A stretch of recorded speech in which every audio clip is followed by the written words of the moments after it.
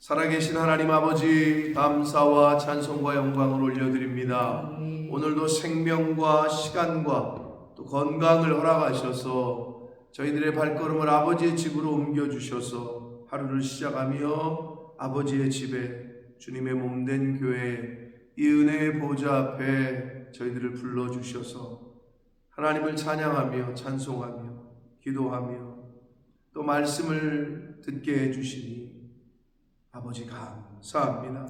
이 시간 하나님 앞에 나온 한 심령들과 이 말씀을 듣는 한 영혼 위에 성령 하나님 임마누엘로 함께 하셔서 오늘 하루를 살아가는 것이 하나님이 주시는 복이요 은혜임을 깨닫게 하시고 오늘 하루 가운데 만나는 사람과 환경과 상황 속에서 범사에 감사할 수 있도록 저희들의 마음과 생각을 지켜 주옵소서.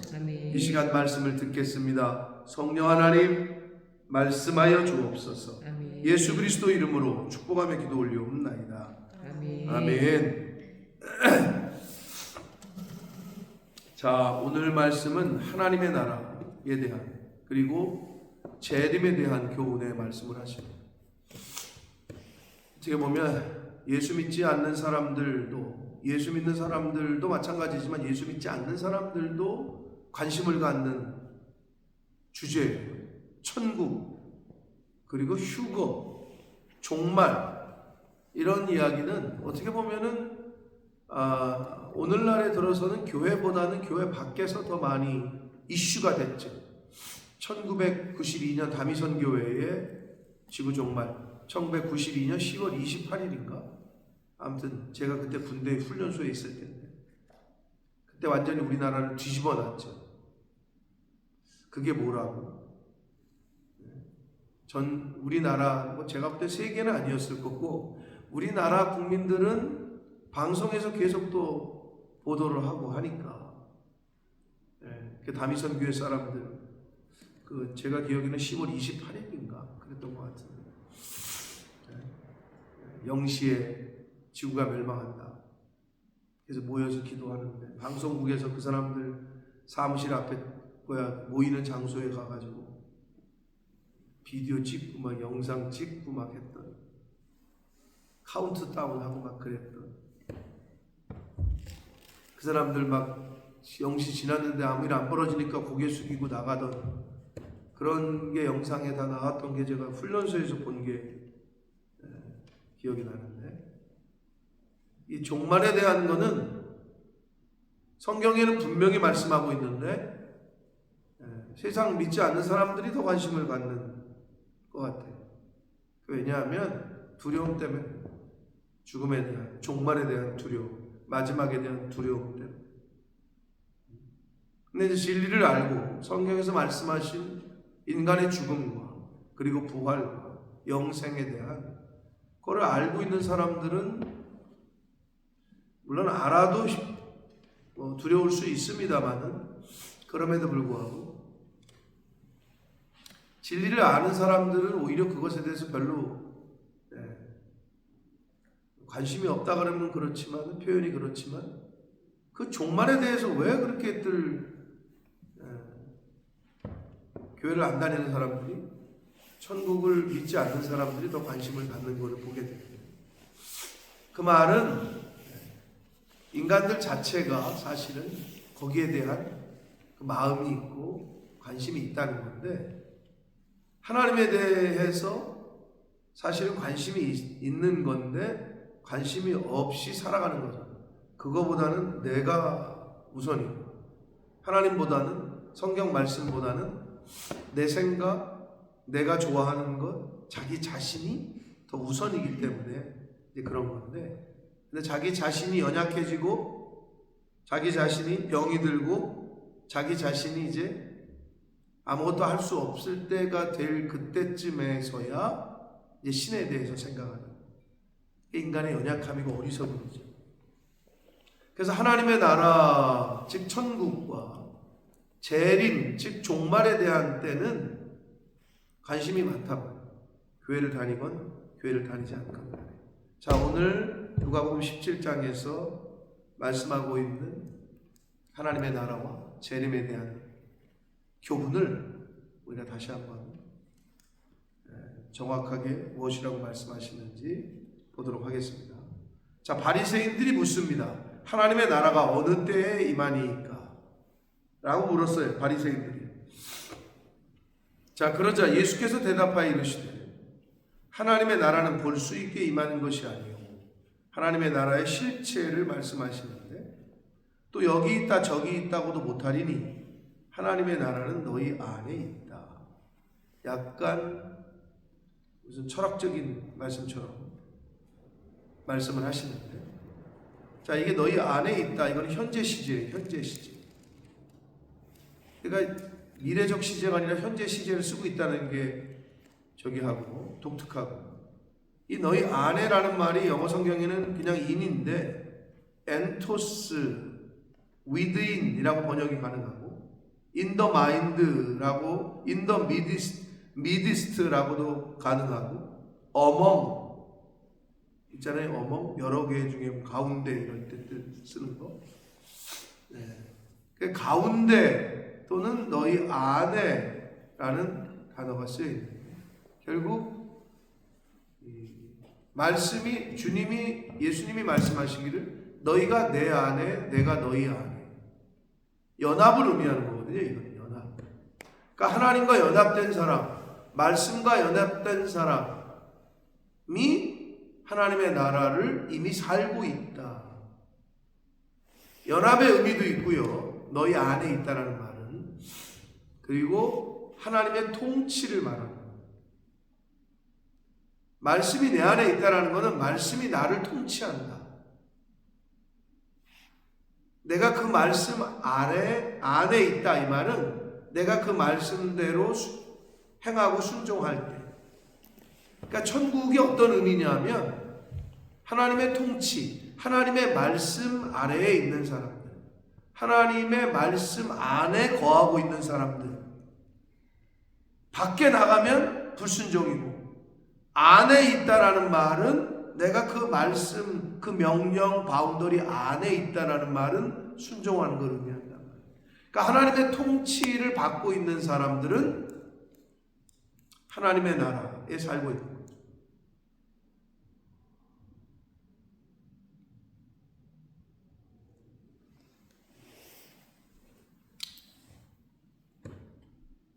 직장을 다니는 사람들이, 삼성 다니고 있는 사람들은 삼성 회장이나 직계 상사의 명령에 순종하겠죠. 그런데 다른 회사 다니는 사람들이 누군지도 모르는 그 사람이 말한다고 순종을 하겠어요?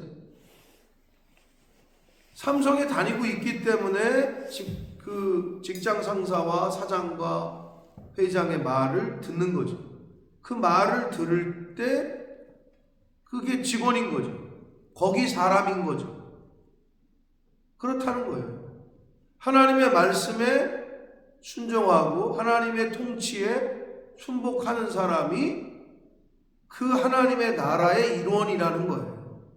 쉽게 말하면 영국 정부의 법에 내가 순종할 수밖에 없다. 순종해야 된다. 어떤 의미에서는 대한민국 사람들은 대한민국이라는 나라의 법의 통치를 받는 거죠. 그런 거예요. 하나님의 나라는 하나님 나라의 통치 안에 있는 사람들, 즉 하나님 나라의 통치를, 다스림을 순복하는 사람들이 하나님 나라 안에 있는 거예요. 그럴 때 그 안에 있다라는 표현이에요. 그래서 너희 안에 있다, 이런 표현을 쓰셨습니다.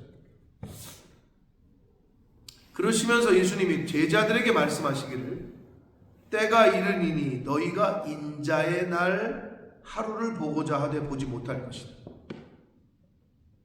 인자의 날, 예수 그리스도의 재림을 말하는데, 사람이 너희에게 말하되 보라 저기 있다, 보라 여기 있다 하리라.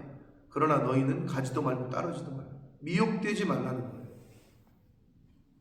예수 그리스도의 재림에 대해서, 예수 그리스도의 재림 이퀄 심판의 날, 성경은 그거를 그렇게 우리에게 가르치고 있기 때문에 예수님께서 오셔서, 자, 예수 그리스도의 마리아와 요셉을 통해서 오신 육신의 몸을 입고 이 땅에 오신 인카네이션, 즉 성육신은 첫 번째 오신 초림은 구원주로 오신 거예요.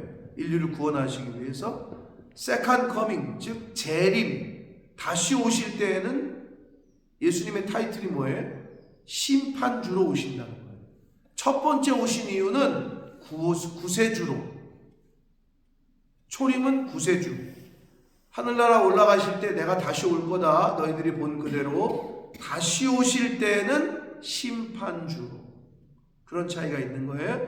그래서 예수 그리스도의 재림은 이퀄 심판이라는 거예요. 예수 믿는 사람에게는 야, 너 참 잘했다, 너 수고 많았다, 상을 주는 거고, 그렇지 않은 사람들에게는 벌을 주는 거고.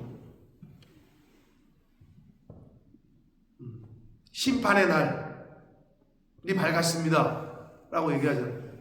학생들에게는 수능시험 아침이 밝았다. 이제 열심히 한 사람과 그동안에 농땡이 핀 사람과 갈라지는 날이죠.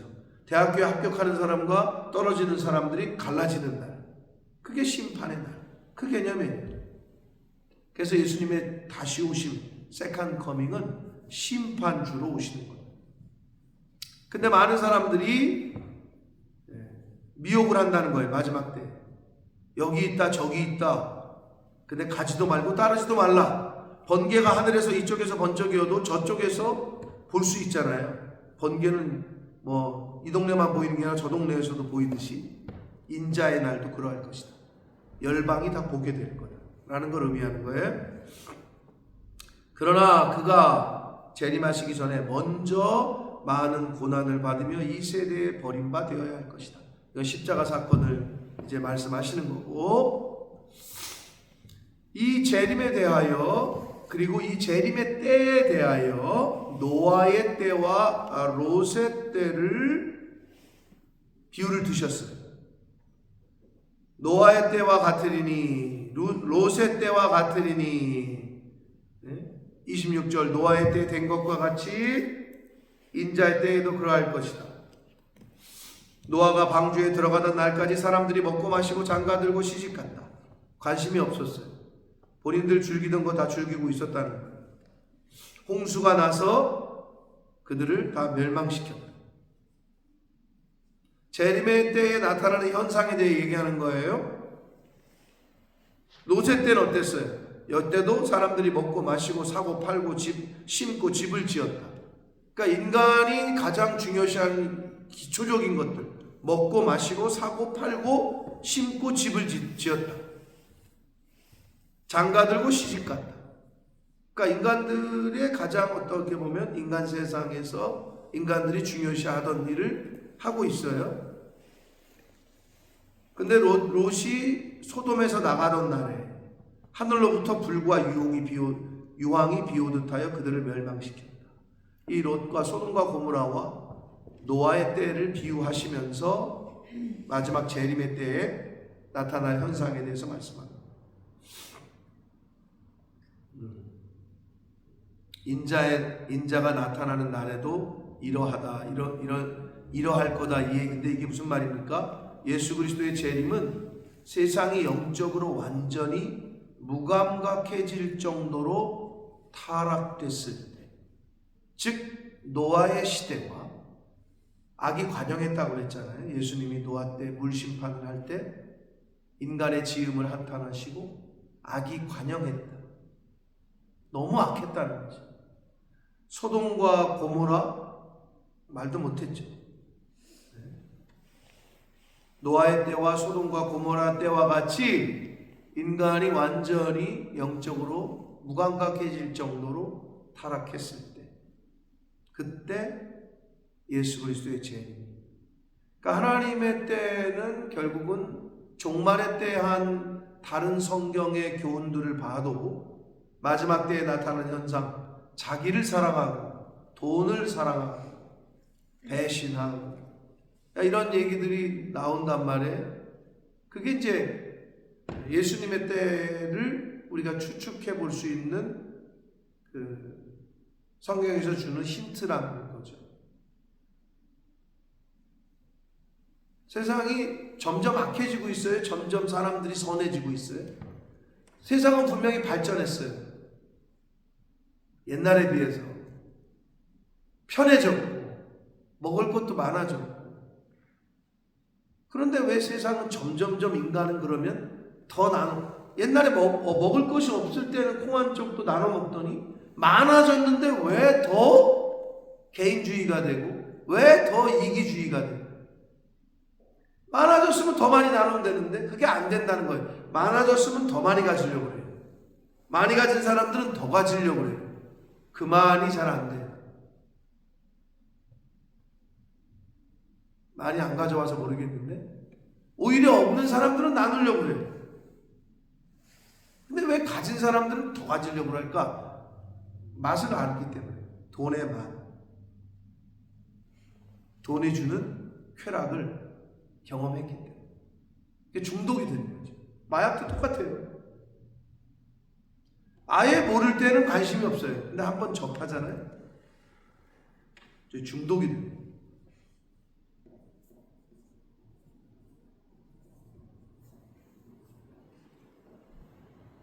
이 노아의 때와 소돔과 고모라의 때에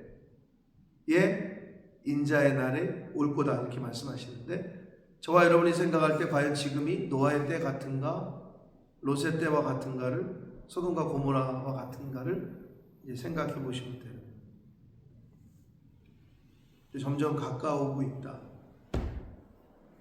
그런데 그때에 그런 날이 임할 때 힌트를 또 주셔요, 우리에게. 31절, 그날에 만일 사람이 지붕 위에 있고 그의 세간이 그 집안에 있으면 그것을 가지러 내려가지 말라 라고 말씀하죠. 밭에 있는 자도 그와 같이 뒤로 돌이키지 말라. 이 말은 뭔 말이에요? 재물이나 이 세상에 속한 것들에 대한 집착을 버리라는 거예요. 여러분, 이런 집착을 당연히 버리게 되는 때가 언제예요? 죽을 때예요. 아니 뭐 병원에 누워가지고 호수 꽂고 있으면 뭐 할 거예요? 삼성 이건희 회장이 말년에 그랬잖아요. 병원 신세를 몇 년을 졌잖아요. 그러면 삼성의 그 돈이 그 사람을 못 살린단 말이에요. 소용이 없죠. 아무 소용이 없어요. 그쯤 되면. 재물이나 이 세상에 속한 것들에 대한 집착을 버리라. 그러시면서 뭐라 그래요? 롯의 처를 기억하라 그래요. 롯의 처가 뭐가 됐어요? 소돔기둥이 됐죠. 뒤돌아보지 말라 그랬는데 앞만 보고 그냥 빨리 도망쳐라. 근데 굳이 왜 돌아봐? 아쉬운 거죠. 미련이 있는 거죠. 그게 인간이라는 거예요. 근데 예수님 뭐라 하세요? 그걸 지금 비유로 들으시면서 롯의 처를 기억해라. 미련 갖지 말아라. 근데 이거는 우리 인간에게 정말 누구도 우리도 그럴 수 있거든요.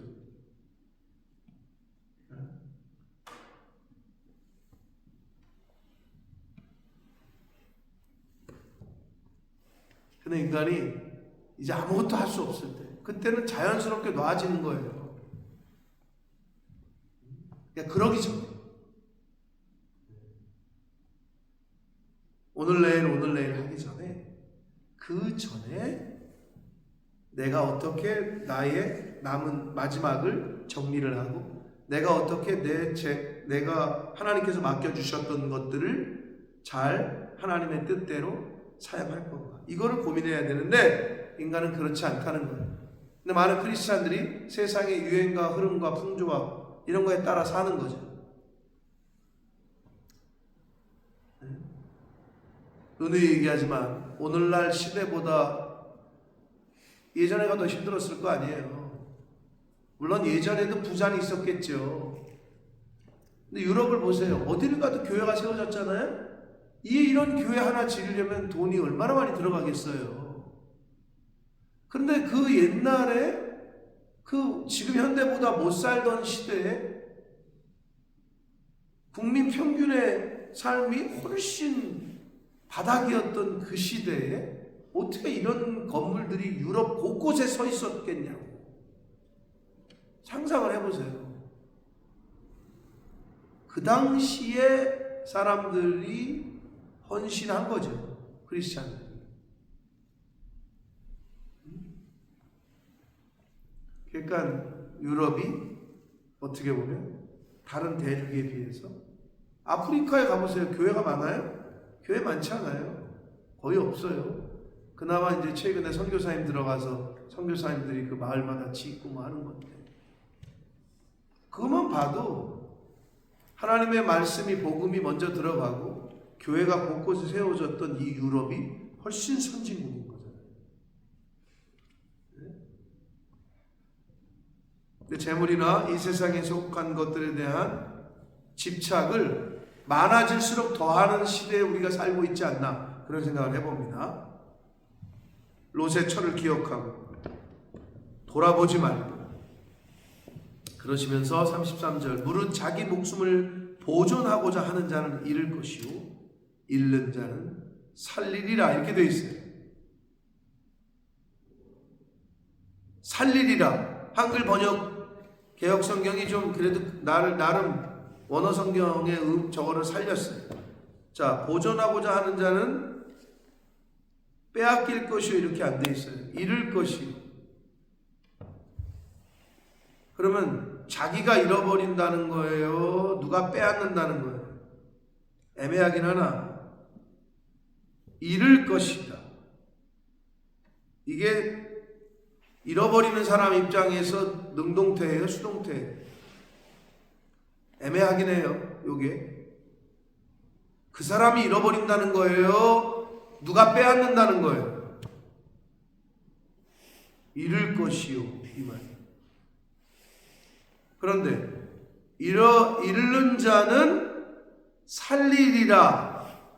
이거는 분명히 그 사람 스스로가 살아난다는 거예요? 누가 살려준다는 거예요? 누가 살려준다는 거죠. 뒤에 게 앞에 것도 약간 이게 능동태인지 수동태인지 그러나 뒤에 거는 분명하게 수동태. 하나님이 살리신다는 거예요. 아멘. 그러니까 자기 목숨을 보존하기 위해서 좋은 거 먹고 좋은 데 살고 좋은 병원에 가고 보존하기 위해서 지키기 위해서 아무리 애쓰고 힘써도 결국은 잃어요. 결국은 죽잖아요 우리가. 근데 이 말은 하나님과 하나님의 나라를 더 섬기고 그거를 더 우선시하고 살아가는 사람은 하나님이 살려주신다 이 말이에요. 살리리라 라고 말씀합니다. 근데 그 약속을 믿는 거예요. 믿는 사람들은 죽어도 천국이다. 그걸 믿으니까 그렇게 사는 거죠. 자, 그러면서 34절부터 이제 37절까지 휴거에 대한 이야기를 하세요. 휴거. 랩처. 영어 성경에는 랩처라는 단어. 근데 일반적으로 영국에서 태어난 아이들도 그 휴거라는 단어 자체, 그 버케블러리, 그 단어 자체를 못 들어봤나 봐요. 랩처라는 말을 들으면 애들이 눈을 번쩍번쩍. 우리나라 사람들도 마찬가지죠. 우리나라 젊은이들한테 휴거라는 말 들어봤냐 그러면 그게 뭐예요? 그런다. 그 단어 자체를 못 들어봤어요. 끌어올린다 이거거든요. 이렇게 낚아채다. 끌어올린다. 낚아채다 이런 얘기인데 내가 너희에게 이르노니 그 밤에 둘이 한 자리에 누워 있으며 하나는 데려감을 얻고 하나는 버려둠을 당할 것이다. 자, 둘이 같이 누웠어요. 근데 아침에 눈 떴는데 나만 눈 뜨고 남편이 죽었어요. 황망하죠? 황당하죠? 비슷한 개념이에요. 데려가 줬어요. 하나님이 데려갔으니까 생명이 없는 건데 죽은 건데 휴거도 그런 느낌이라는 거예요. 자다가 눈 떴는데 나만 눈 떴어요. 이 세상에 남아있는 건 나고 하나님이 상대방을 데려가셨어요. 그런 개념이라는 거예요. 하나는 데려감을 얻고 하나는 버려둠을 당할 것이다. 그럼 뭐예요 이건? 여러분 왜 같이 있다가 죽음이 이별의 의미가 있잖아요. 나는 이 세상, 죽은 사람은 저 세상 이렇게 표현하잖아요. 분리의 의미가 있는 거예요. 분리. 휴거는 분리시키는 거예요. 이제는. 자, 뭐예요? 이게 이제 복음서에 나오는 알곡과 쭉정이. 저거 어떻게 쭉정이 베버릴까요? 예수님이 제자들에게 야 냅둬 그냥 마지막 추수할 때에 그때 분리하겠다는 거예요. 알곡은 곳간에, 쭉정이는 불태워버리겠다. 영원한 분리를 의미하는 거예요. 영원한 분리. 지금 이 세상에서 잠깐 헤어지는 거 슬프죠. 지금도. 그러나 다시 만난다니까요. 근데 여기서 말하는 이 하나는 데려감을 얻고 하나는 버려두면 나간다. 영원한 분리에 대한 경고를 하시는 거예요. 영원한 분리. 두 여자가 함께 맷돌을 갈고 있는데 하나는 데려감을 얻고 하나는 버려둠을 당할 것이다. 그들이 대답하여 이르되 주여 어디오니이까? 그러니까 재림과 심판의 장소가 어디인지에 대해 물어요. 그러자 죽음 있는 곳에 독수리가 모인다.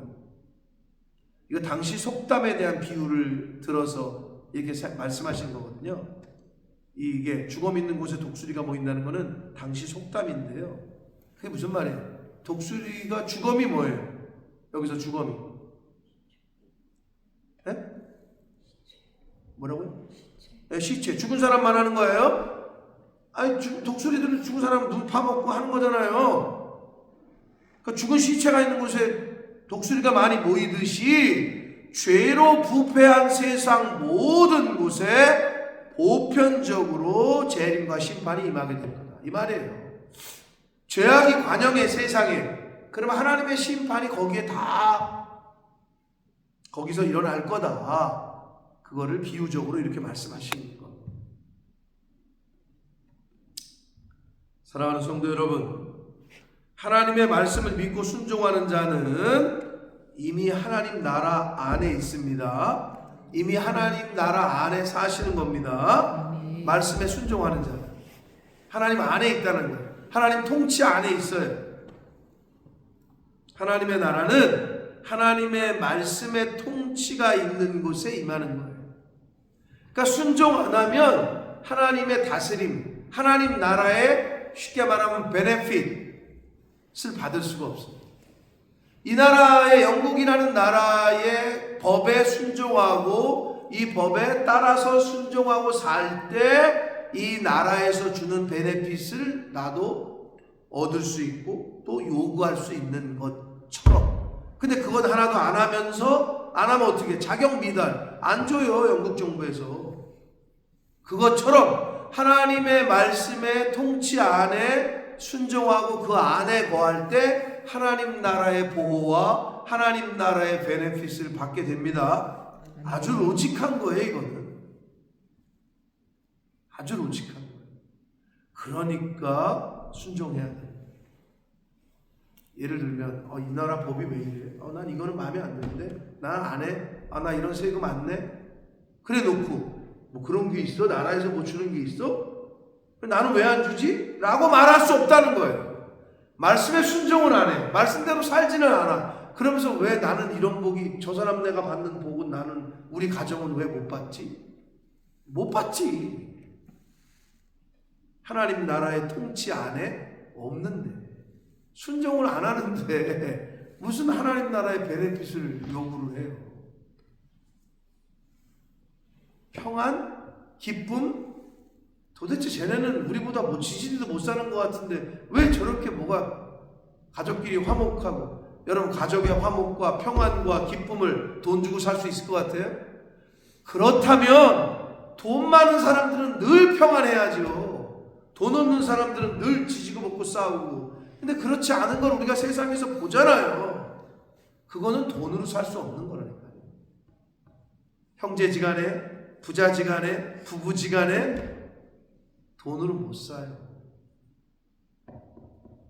화목과 평안과 평강과 기쁨과 평화는 에이레네는 샬롬은 세상에 알 수도 없고 줄 수도 없다라고 예수님이 그러셨잖아요. 아멘. 그래서 예수님이 부활하시고 나서 제자들에게 하시는 만날 때마다 평안이 있을지어다, 평안할지어다 라고 말씀하셨다.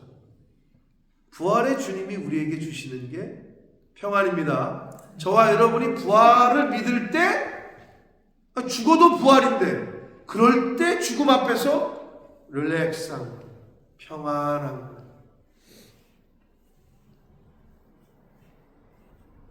저희 여주에 저희 누나 친구,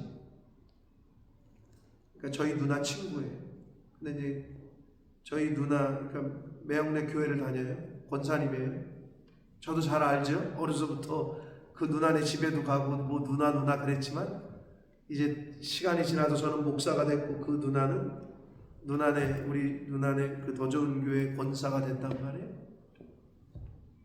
치매 걸리는 어머니를 6년 7년을 모셨어요. 자기 집에서.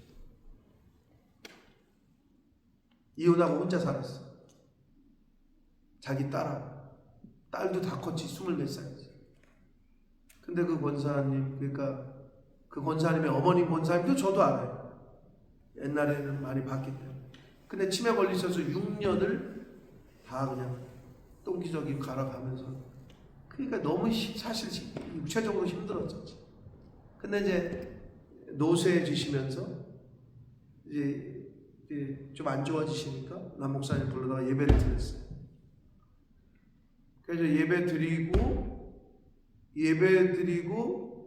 그래서 그 권사님 이제 눈 떠 있고 그 어머님 예배 드리고 다 아멘 하고 그리고 나서 저희 누나가 하는 말이에요. 나니 누나, 그러니까 최나니 권사가 이제 끝났으니까 차례도 한 잔 내러 부엌 갔다가 들어오니까 돌아가셨어. 근데 저희 누나 하는 말, 너무 평안하게 가셨다. 예배 드리고 목사님하고 눈 마주치고 그리고 아멘 하고 다 예배 끝났어. 나니 누나가 부엌에 들어갔다가 들어오니까 돌아가셨어. 그냥 아멘과 동시에 그냥 눈 감고 돌아가셨어. 우리 누나 그러더라고. 너무 평안하게, 너무 얼굴이 그냥 밝게 그렇게 돌아가셨어.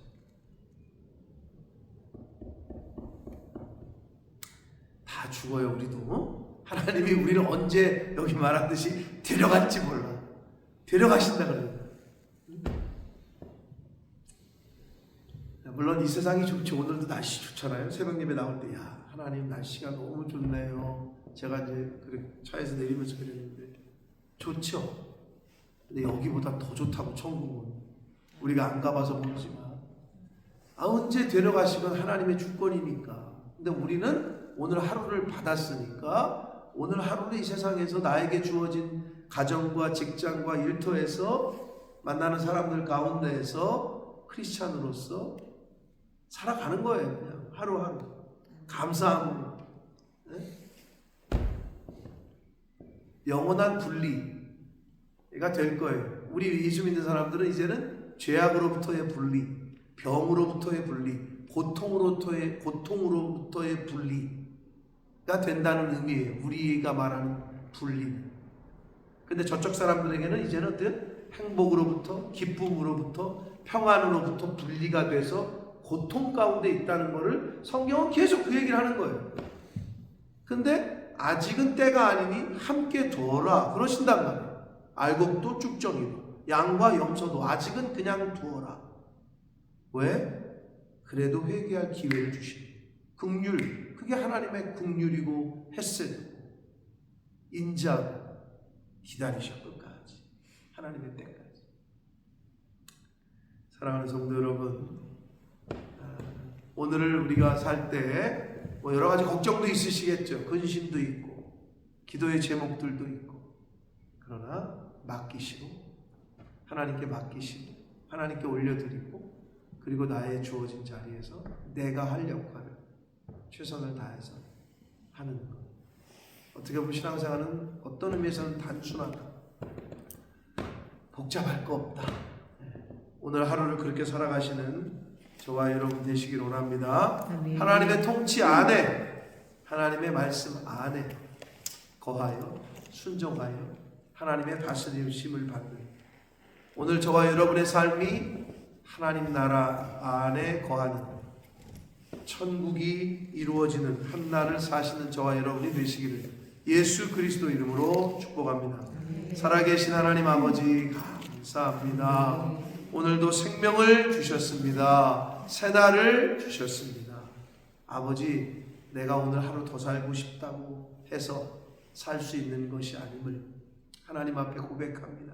하나님이 생명 주시고 새날을 맞이하게 해주시고 또 건강 주셨기 때문에 저희가 오늘이라는 하루를 맞이했습니다.